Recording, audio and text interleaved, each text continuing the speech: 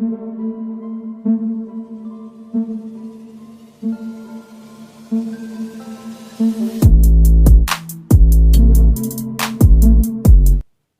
दोस्तों, scary story official में आप सबका स्वागत है। आज की कहानी की तरफ बढ़ने से पहले चैनल को सब्सक्राइब कर लीजिए और अगर कहानी अच्छी लगती है तो प्लीज़ लाइक एंड कमेंट करना मत भूलिएगा। तो आज की कहानी बहुत ही ज़्यादा डरावनी है और इंटरेस्टिंग भी है। आई होप आप सबको पसंद आएगी। तो देर नहीं करते हैं, कहानी की तरफ बढ़ते हैं। कहानी है निशा और राहुल की। ये दोनों बचपन के दोस्त हैं और कॉलेज में हैं, अभी पढ़ाई कर रहे हैं और दोनों की दोस्ती अभी भी बहुत अच्छी है। इनके घर वाले भी बहुत अच्छी, फैमिली बॉन्डिंग बहुत अच्छी है दोनों की। तो कहीं ना कहीं निशा तो एक फ्रेंड ही मानती है राहुल को, लेकिन राहुल निशा को पसंद करता है। वो चाहता था कि हमारी दोस्ती आगे पूरी ज़िंदगी चले, क्योंकि शादी अगर किसी और से हो जाती है तो फिर निशा से दोस्ती पता नहीं चल पाएगी या नहीं चल पाएगी, या फिर निशा की शादी कहीं और हो जाएगी। तो मैं निशा को खोना नहीं चाहता हूँ। तो राहुल चाहता था कि निशा से मेरी शादी हो जाए। एक बार उसने निशा से बोला भी, तो निशा ने उसे मजाक में लिया। तो राहुल उसे दुखी भी नहीं करना चाहता था, लेकिन कभी कभी वो इशारों में या किसी न किसी माध्यम से वो बताने की कोशिश करता था कि वो उसे बहुत ज़्यादा चाहता है। एक बार कॉलेज से ट्रिप किया था, ये लोग मनाली गए थे घूमने के लिए। पूरा कॉलेज के ज़्यादातर बच्चे गए थे और बहुत अच्छा लग रहा था, क्योंकि सर्दी का मौसम था तो वहाँ पर बर्फ़ गिर रही थी। तो ये लोगों ने बहुत एंजॉय किया, लेकिन घूमते घूमते ये दोनों काफ़ी आगे निकल गए थे और सभी लोग ढूंढ रहे थे वहाँ पर, ये लोग मिले नहीं। अब काफ़ी टाइम हो जाता है, तो उसके बाद शाम होने लगती है। अचानक से निशा दिखती है और निशा भागते हुए आ रही थी सामने से। तो ये लोग पूछते हैं, बाकी दोस्त जो थे उन्होंने पूछा, निशा क्या बात है, तुम इतना डरी हुई क्यों हो? तो उसने बताया कि ऊपर से पहाड़ी से नीचे गिर गए थे हम दोनों और पता नहीं राहुल कहीं मिल नहीं रहा है। मैं तो किसी तरह वहाँ से बचकर निकल आई हूँ, लेकिन राहुल नहीं मिल रहा है। सभी ने मिलकर बहुत खोजबीन की, पुलिस भी बुलाई गई, सब कुछ हुआ, लेकिन राहुल कहीं नहीं मिला। अब ये लोग इतना ज़्यादा परेशान हो गए थे, फैमिली को भी फ़ोन किया गया, पर राहुल कहीं मिला नहीं। निशा बहुत रो रही थी, बहुत ज़्यादा ही दुखी थी वो, क्योंकि उसका बचपन का दोस्त था वो। अब ये घर आते हैं और 1 महीना हो जाता है। निशा अभी भी बहुत ज़्यादा दुखी थी। कॉलेज तो जाने लगी थी अब, लेकिन उसका ना तो पढ़ाई में मन लग रहा था, ना ही घर में किसी काम में, क्योंकि उसके बचपन का दोस्त उससे दूर हो गया था। एक रात निशा सो रही थी तो उसे ऐसा लगा जैसे उसके कमरे में कोई है। एक अजीब सी स्मेल आ रही थी। ये वही डिओ था जो राहुल लगाता था। तो ये उठकर बैठ जाती है और चारों तरफ देखने लगती है, तो इसे कोई दिखता नहीं है। उसके बाद ये खिड़की से बाहर झांकती है तो देखती है कि बाहर राहुल खड़ा है और वो निशा को बुला रहा है। निशा बहुत ज़्यादा खुश हो जाती है और वहाँ से भागना शुरू करती है, दरवाजे खोलती है और घड़ी में देखती है रात का लगभग 1:30 बज रहा था। ये भागते हुए नीचे जाती है और राहुल से मिलती है। राहुल से मिल करके बहुत खुश होती है और उससे पूछती है, तुम कहाँ थे और हमने कितना ज़्यादा तुम्हें ढूंढा था, तुम मिले क्यों नहीं, क्या हुआ, तुम ठीक तो हो? तो वो कहता है, तुम परेशान मत हो, मैं ठीक हूँ और मैं तुमसे मिलने आया था, क्योंकि बहुत दिन हो गए तुमसे मिला नहीं था। तो वो कहती, हाँ चलो ठीक है, चलो घर चलो, मम्मी से मिलते हैं। और मम्मी भी बहुत परेशान थी, तो वो कहते हैं, नहीं मम्मी से बाद में मिल लेंगे, चलो हम लोग कहीं टहलते हैं। तो वो कहती, रात बहुत हो गई है और मम्मी गुस्सा ना करें, चलो मम्मी को बता देते हैं तो उन्हें भी अच्छा लगेगा। तो लेकिन राहुल जिद करता है, कहता है नहीं घर नहीं जाएंगे, चलो हम लोग यहीं पर पार्क में सामने बैठते हैं। ये लोग पार्क में बैठते हैं, बातें करते रहते हैं। काफ़ी रात हो जाती है, सुबह का लगभग 4 बजता है जब। तो राहुल कहता है कि अब मैं जा रहा हूँ और कल फिर मिलूँगा। तो निशा कहती, ठीक है, अच्छा कल तुम्हारे लिए खूब अच्छी सी ड्रेस बना के रखूँगी और तुम आना और हम दोनों मिलकर खाएंगे। तो वो कहता है कि ठीक है अच्छा। अब वो चला जाता है। निशा अपने घर आती है। जैसे ही घर आती है तो निशा की मम्मी की नींद खुल गई थी। तो उन्होंने पूछा कि बेटा कहाँ गई थी, इतनी सुबह सुबह 4 बज चुका है। तो वो कहती है, अरे मम्मी वो पता है राहुल ठीक है और वापस आ गया है। और मैं उसी से मिलने गई थी। तो वो कहती फिर अंदर क्यों लेके नहीं आई, मैं भी मिल लेती, उससे देख लेती वो ठीक तो है। तो निशा कहती है नहीं मम्मी वो ठीक है बिल्कुल, और वो अपने घर गया है। अब चलो सब कुछ ठीक हुआ। अब निशा भी बहुत खुश थी, अच्छे से सो जाती है, सुबह उठती है, कॉलेज जाती है। कॉलेज में निशा सबको बताती है कि राहुल आ गया है और वो ठीक है, लेकिन सब लोग इसका चेहरा देखते रह जाते हैं, क्योंकि सबको पता था कि राहुल वापस नहीं आया है। जो राहुल के घर के पास में रहते थे उनके दोस्त, उनको भी पता था कि राहुल नहीं आया है। तो निशा ऐसे क्यों बोल रही है, इसकी बातों को कोई सीरियसली लेता नहीं है। वो सोचती है कि शायद इसका दिमाग ख़राब हो गया है, क्योंकि ये उसकी बेस्ट फ्रेंड थी। तो लेकिन ये बहुत ज़्यादा खुश थी। अब इसे ऐसा लगता था कि राहुल आज मतलब मिलेगा फिर से मुझे। तो पहले तो वो सोचती है फ़ोन करूं कि आज कॉलेज क्यों नहीं आया, अगर वो ठीक है तो कॉलेज आना चाहिए। तो ये घर जाती है, घर जा कर के राहुल की मम्मी को फ़ोन करती है, क्योंकि राहुल का फ़ोन तो ख़राब हो गया था। तो उनकी मम्मी से कहती है कि आंटी जी राहुल से बात करा दीजिए। तो उनकी मम्मी कहती है बेटा राहुल तो है नहीं। तो कहती है अच्छा ठीक है, जब वो आएगा तो मेरी बात उससे करा देना। अब इतना ही बोलते ही वो फ़ोन कट कर देती है। अब उनकी मम्मी उधर से हेलो हेलो बोल रही हैं और कहती हैं आखिर ये ऐसे क्यों बोल रही है मेरा बेटा, मतलब क्या हुआ है। तो अब निशा जो है शाम होने का इंतज़ार कर रही थी कि रात में वो आएगा। ये शाम को ही जल्दी जल्दी खाना वाना खा करके अपनी छत पर चली जाती है। छत पर टहल रही थी, टहलते टहलते रात का लगभग 11:30 बज चुका था। अब निशा बहुत खुश हो रही थी कि राहुल आ रहा होगा, हम लोग ढेर सारी बातें करेंगे, क्योंकि 1 महीने में बहुत सारी बातें हो गई थी। इसी बीच में राहुल आता है और वो निशा को आवाज़ देता है। तो निशा नीचे देखती है तो वो रोड पर खड़ा था और निशा को बुला रहा था। तो वो कहती है कि राहुल तुम ऊपर ही आ जाओ, हम लोग छत पर बैठेंगे। तो वो कहता ठीक है। अब वो अचानक से पता नहीं कैसे, जब निशा नीचे देख ही रही थी, वो गेट के अंदर गया और अचानक से उसके पीछे उसके खड़े हो जाता है और आवाज़ देता है निशा। निशा पीछे पलटती है, एकदम से चौंक जाती है, क्योंकि अभी तो वो गेट से अंदर गया था और 3 मंजिल का मकान है, उसमें सीढ़ियाँ चढ़ के ऊपर कोई इतनी जल्दी तो पहुंच नहीं सकता है। तो निशा को थोड़ा अजीब लगा, उसने कहा तुम इतनी जल्दी कैसे ऊपर आ गए। तो कहता है कि क्योंकि मैं तुम्हें इतना ज़्यादा प्यार करता हूँ, इसलिए मैं इतनी जल्दी तुमसे मिले बिना रह नहीं पाया, इसलिए जल्दी से आ गया। तो निशा कहती है ठीक है, लेकिन पागलपंती करने की क्या ज़रूरत है, इतनी जल्दी आए, कहीं गिर जाते, चोट लग जाती।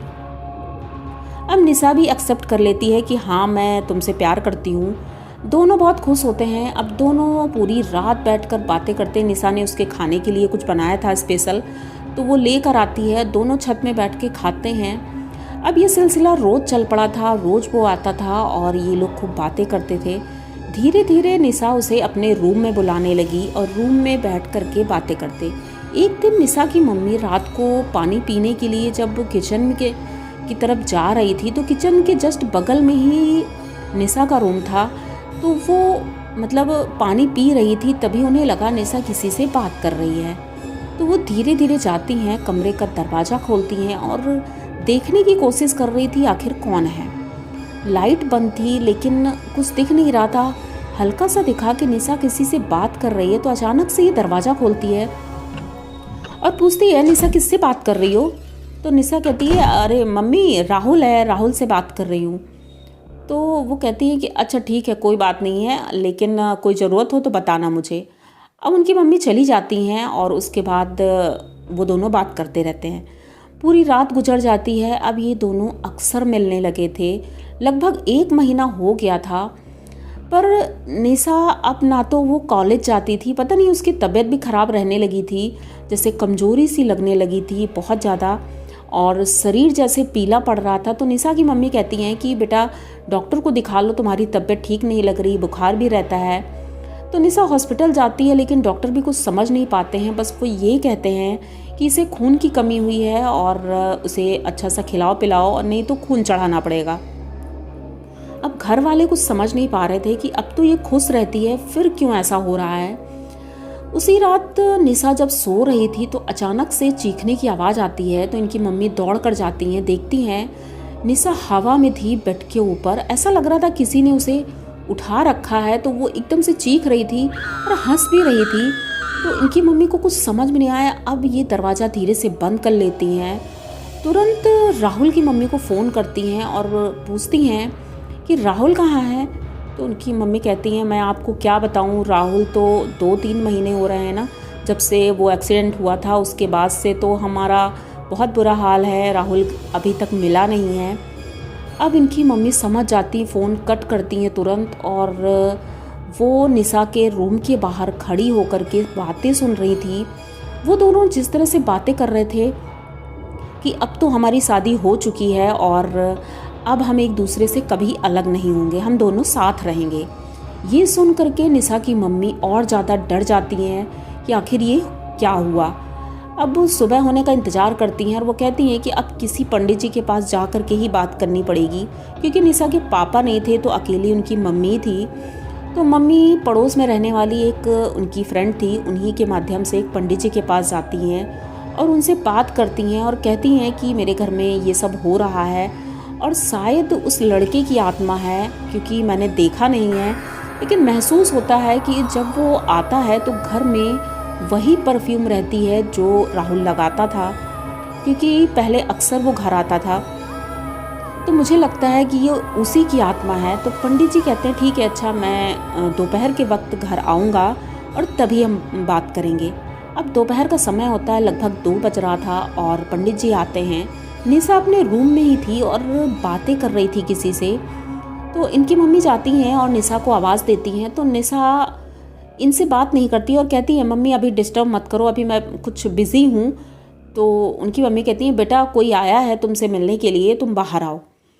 तो जब बहुत ज़्यादा मतलब बोलती हैं कि आओ बाहर, तो निशा गुस्से से बाहर आती है। उसकी आंखें एकदम लाल थी और शरीर एकदम पीला पड़ गया था। बाल जाने कब से उसने कंघी तक नहीं की थी, क्योंकि 1 हफ्ता से ऊपर हो गया था। ना तो वो कॉलेज जा रही थी, ना कहीं बाहर निकल रही थी और बस उसी कमरे में बैठी रहती थी। तो जब वो बाहर आई तो पंडित जी ने उसे देखा और देखते ही समझ गए कि इसके ऊपर किसी प्रेत का साया है। तो वो निशा को बैठालते हैं और जब पूजा शुरू ही कर रहे थे, अचानक से निशा चिल्लाने लगती है और भागते हुए किचन में जाती है और बाल्टी का पानी लेकर आती है, उस हवन में डाल देती है जो पंडित जी कर रहे थे। पंडित जी को गुस्सा आता है लेकिन वो अपने आप को कंट्रोल करते हैं, क्योंकि उन्हें पता था कि नॉर्मल सी बात है, वो ऐसा करेगी। उसे दोबारा से बैठाला जाता है, दोबारा से हवन सजाया जाता है, फिर से हवन शुरू होता है। उसे उसकी मम्मी थी और उनकी एक फ्रेंड थी, वो दोनों लोग पकड़ कर बैठे थे। पंडित जी पूजा कर रहे थे और उसे टीका, जैसे ही टीका लगाया वो अचानक से बेहोश हो गई। उसके बाद उसे लगभग 1 घंटे बाद होश आया था। जब उसे होश आया तो वो उठकर बैठती है और कहती है कि मम्मी ये सब क्या हो रहा है। तो उनकी मम्मी ने बोला कि बेटा पूजा हो रही है, तुम्हारी तबीयत ठीक नहीं थी ना, इसलिए पूजा करवाया है। पंडित जी चले जाते हैं और कहते हैं कि अब सब ठीक है। अब इनकी मम्मी भी निश्चिंत हो जाती हैं कि चलो अच्छा है, अब सब ठीक हो गया है। निशा उठती है।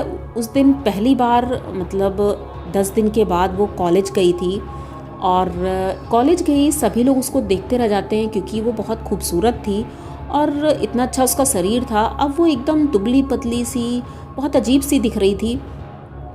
तो सबने पूछा क्या बात है निशा, तुम्हारी तबीयत ठीक नहीं है क्या? तो वो किसी से बात कर रही थी। सबने ये नोटिस किया कि ये किसी से बात कर रही है और किसी से बोल भी नहीं रही थी।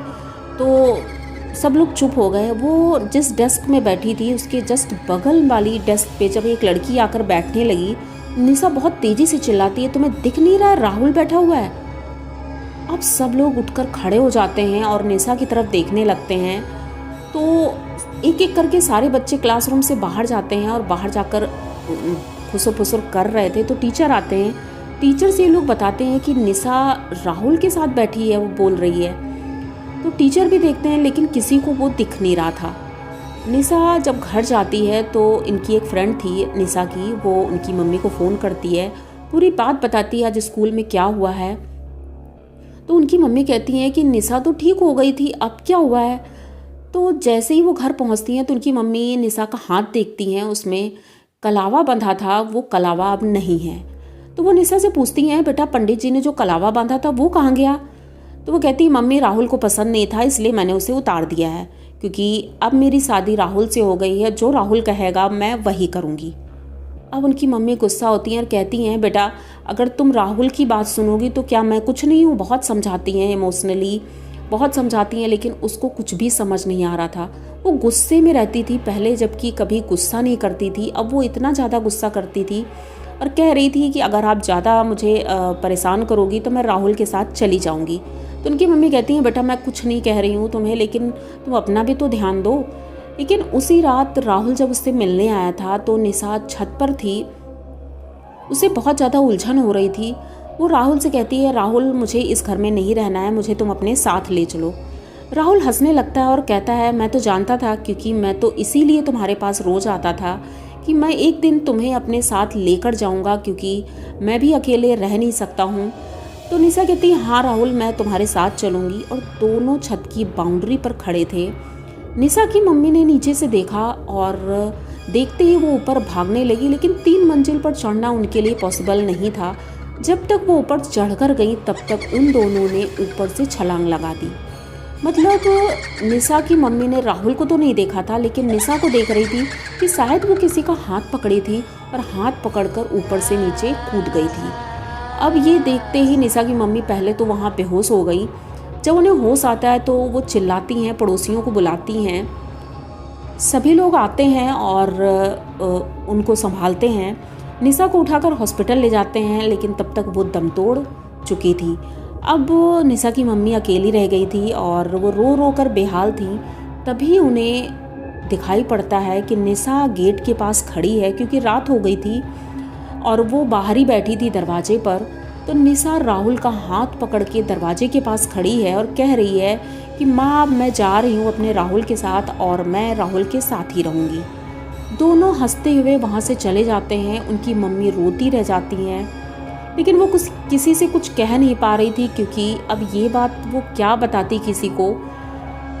पर आज भी उनकी मम्मी उसी घर में रहती हैं। अक्सर उन्हें महसूस होता है कि राहुल और निशा उस घर में हैं और इधर उधर दौड़ रहे हैं, खेल रहे हैं। कभी कभी बातें भी सुनाई देती हैं।